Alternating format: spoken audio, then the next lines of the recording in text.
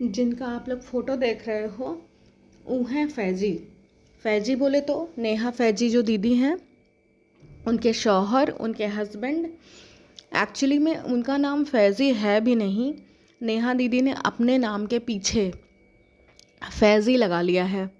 हमने एक शॉर्ट भी बनाया था जिसमें बताया था कि नबी ने कहा हज़रत आयशा को कि अपने नाम के पीछे अपने शौहर का नाम लगाना मोहब्बत की रिवायत ना होकर अपने जो पेरेंट्स हैं, अपने जो अम्मी अब्बू हैं, उनको ये जताना है कि अब जो मेरा शौहर है वही मेरा सब कुछ है, जो कि जिसे नबी ने गलत बताया। ये मैंने एक शॉर्ट भी बनाया था, हज़रत आयशा का नाम भी उसमें लिया था। उसके बाद भी नेहा दीदी नहीं मानी। हम ही नहीं, नेहा दीदी को बहुत लोगों ने कहा होगा कि तुम कहीं ना कहीं गलत कर रही हो, नबी के कहे को झुठला रही हो। लेकिन जिसे हम कहते हैं ना हिपोक्रेसी, दूसरों की हिपोक्रेसी को दिखाना, बताना, जताना, मजाक उड़ाना बहुत आसान है, लेकिन अपनी गलती जहाँ पर जो इंसान कर रहा उसे मानना, एक्नॉलेज करना बहुत मुश्किल होगा। मैं मानती हूँ इस बात को, बिल्कुल हम सब मानते हैं। तो नेहा दीदी ने जो फैज़ी नाम लगाया है वो अपने शौहर के नाम से लिया है, जिनका नाम फैज़ी है भी नहीं। जिनका नाम मैं बताने वाली हूँ, जिनका नाम आप लोग सब लोग ध्यान से सुनिए, उनका नाम है फैज़ सिद्दीकी। वो फैज़ सिद्दीकी जी हैं। फैज़ सिद्दीकी जी के अम्मी अब्बू की तो फौत हो चुकी है, बहुत टाइम पहले ही फौत हो गए थे।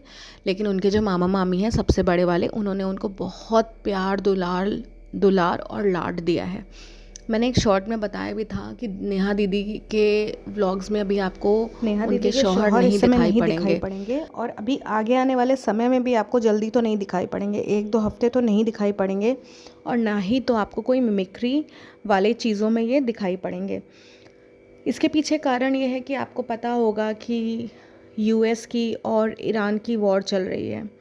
तो जो मिडिल ईस्ट के जितने भी कंट्रीज़ हैं, मिडिल ईस्ट के जितने भी लोग हैं, वो सब बहुत ही मुश्किलात में पड़ चुके हैं, बहुत ही वहाँ पे डिफ़िकल्टी हो गई है।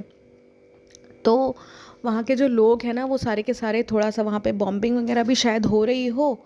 और दूसरी सबसे बड़ी बात है, जो डेलीगेशन होता है, जो भारत सरकार को रिप्रेजेंट करता है, उसके अंदर हमारे फैज़ भाई आते हैं।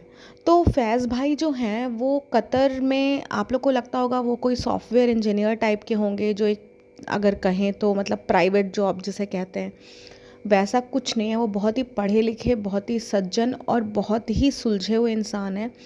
वो वहाँ पे सरकारी नौकरी करते हैं और ऐसी वैसी सरकारी नौकरी नहीं करते हैं। वो कतर के अंदर जो अब उसे क्या कहेंगे ऑफिशियल भाषा में, तो वो हमको नहीं पता है। आप लोग हमें कमेंट करके बता देना अगर आपको पता हो कि मतलब जैसे नहीं होता कि एम्बेसी रिप्रेजेंट करती है, तो वहाँ पे हमें लगता है आईएएस या आईएफएस लोग जाते होंगे। तो फैज़ भाई का सिलेक्शन उसी में हुआ था और बहुत ज़्यादा मतलब पढ़ने में अच्छे भी थे। तो फैज़ भाई जो है ऐसे वैसे जॉब नहीं करते हैं, वहाँ पे कोई प्राइवेट जॉब नहीं करते हैं। वहाँ पे फैज़ भाई जो हमारे हैं वो भारत को रिप्रेजेंट करते हैं कतर के अंदर, और इसीलिए वो बहुत कम ट्रैवल कर पाते हैं इंडिया। और स्पेशली जब भी ईद वगैरह कोई त्यौहार वगैरह होते हैं ना, तब तो ये ट्रैवल नहीं कर पाते हैं। और जो नेहा दीदी हैं वो आप पूछेंगे क्या करती हैं, जैसा कि वो कहती हैं कि हम दोनों जॉब करते हैं, हम दोनों जॉब करते हैं।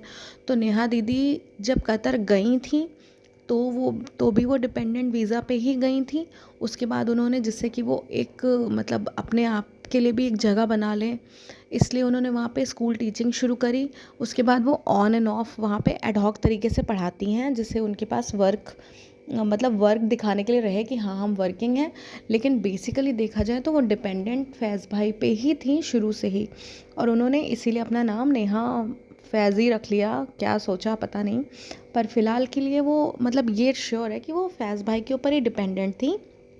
और फैज़ भाई वहाँ पे डेलीगेशन में काम करते हैं, और जब तक ये युद्ध चलता रहेगा फैज़ भाई आप लोग को यूट्यूब पे बिल्कुल भी दिखाई नहीं देंगे। और ना ही तो चाहे जितनी भी बॉम्बिंग हो जाए, ना ही तो नेहा, ना ही तो उनके बच्चे, और ना ही तो फैज़ भाई, दोनों के दोनों, चारों के चारों वापस आने वाले हैं। क्यों? क्योंकि इनको वहाँ पे रहना ज़रूरी है। ये वहाँ पे भारत सरकार के डेलीगेशन में इन्वॉल्व हैं, वहाँ पे बातचीत में इन्वॉल्व हैं। अभी आपको कई दिन तक यूट्यूब चैनल पर नहीं दिखाई पड़ेंगे। जैसा कि मैंने कहा कि सबसे बड़ी प्रॉब्लम मुझे नेहा दीदी से कोई नहीं है, वो अच्छी बातें करती हैं, सही बताती हैं। जो इस्लाम को बदनाम कर रहा है उसे कॉल आउट ज़रूर करना चाहिए, बट कहने की बात यह है कि जो नेहा दी कर रही हैं उसे भी तो कोई कॉल आउट करेगा ना। जो जानता होगा, जिसने नबी की हदीस पढ़ी होगी, जिसने हज़रत आयशा की लाइफ को पढ़ा होगा, वो जानता होगा ना कि नेहा दीदी किस लेवल पे गलत कर रही हैं। वो भले इस्लाम को एक बहुत अच्छे तरीके से दिखाती हैं। हाँ, एक इसमें बात और है कि नेहा दीदी जो हिजाब का मजाक उड़ाती हैं, टकला टकला सबको बोलती हैं, मैं सबा को डिफेंड नहीं कर रही हूँ, बट नेहा दीदी की जो छोटी बहन है ना, वो खुद हिजाब लेती हैं, और वो वैसा हिजाब नहीं लेती हैं जैसा हिजाब अरब कंट्रीज़ में लिया जाता है, जैसा हिजाब आपके आसपास के जो मोहम्मडन्स होंगे वो भी लेते होंगे ना, कि सर पे सिर्फ एक दुपट्टा रखना। उनके बाल भी दिखते हैं, उनके कान भी दिखते हैं, और उनका दुपट्टा कभी गर्दन के नीचे भी आ जाता है। इसे हिजाब कहें, इसे पर्दा कहें, जो भी कहें, इसे वैसे तो हम लोग किधर पर्दा कहा जाता है, ठीक है। तो वो पर्दा करती हैं, इनकी छोटी बहन भी पर्दा करती हैं। और आप लोग अगर कमेंट करोगे, मैं अपने वीडियो में नेहा दीदी की छोटी बहन की फ़ोटो भी दिखाऊंगी, मैं नेहा दीदी की मम्मी की फ़ोटो भी दिखाऊंगी। नेहा दीदी की मम्मी नेहा दीदी की मम्मी, ध्यान से सुनिएगा, नेहा दीदी की मम्मी जो हमारे सानू दादा है ना, उनकी शादी में भी इन्वॉल्व थी, रस्में भी कर रही थी।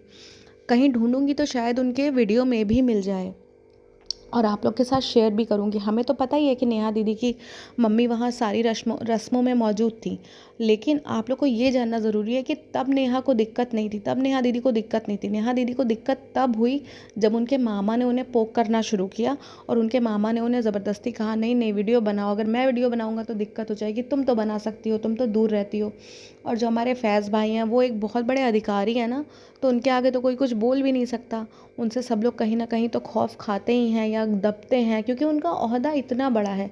जितना उन्होंने अचीव किया उतना उनके आसपास के किसी ने भी अचीव नहीं किया ना, तो लोग दबते हैं। तो उन्होंने वीडियो तब बनाना शुरू किया जब सबा और सनी के बीच में आपस में बोले तो, गंदी लैंग्वेज में बोले तो, टाँका भिड़ गया। उसके पहले उन्हें कोई दिक्कत नहीं थी। उनकी मम्मी खुद सानू दादा की शादी में मौजूद थी, मैं आपसे शेयर भी करूँगी। इनकी बहन जैसा पर्दा सबा लेती हैं, वैसा ही पर्दा नेहा की बहन भी लेती हैं। नेहा ने तो कभी भी पर्दा नहीं लिया, लेकिन हाँ, नेहा उस तरीके से तो कहीं ना कहीं इस्लाम को फॉलो करती हैं, लेकिन एक सेक्युलर दिखने के लिए, लिबरल दिखने के लिए, ज़्यादा से ज़्यादा फ़ैन फॉलोइंग को अट्रैक्ट करने के लिए ये एकदम से मतलब स्यूडो सी बन गई हैं। खुद ही बहुत बड़ी हिपोक्रेट हैं, और हिपोक्रेट से ज़्यादा ये क्लासिस्ट हैं। सबको समझती हैं कि वो लो क्लास है, मैं अपर क्लास हूँ, वो डाउन मार्केट है, मैं अप मार्केट हूँ। इनकी जो यही सोच है ना, इसी ने मेरे को इनको एक्सपोज करने के लिए बोला है। जैसे ही मेरे 60 सब्सक्राइबर्स होते हैं, मैं आप लोगों से शेयर करूँगी कि फैज़ भाई और नेहा की शादी कैसे हुई थी। जो दूसरों की शादियों पे उंगली उठाता है, जो दूसरों की लड़कियों की पे उंगली उठाता है, कभी ना कभी उंगली कोई ना कोई तो आएगा ना जो तुम्हारे ऊपर भी उंगली उठाएगा। प्लीज़ थोड़ा सा सपोर्ट कर दीजिए चैनल को, प्लीज़ थोड़ा सा सपोर्ट कर दीजिए, प्लीज़ प्लीज़ प्लीज़ प्लीज़।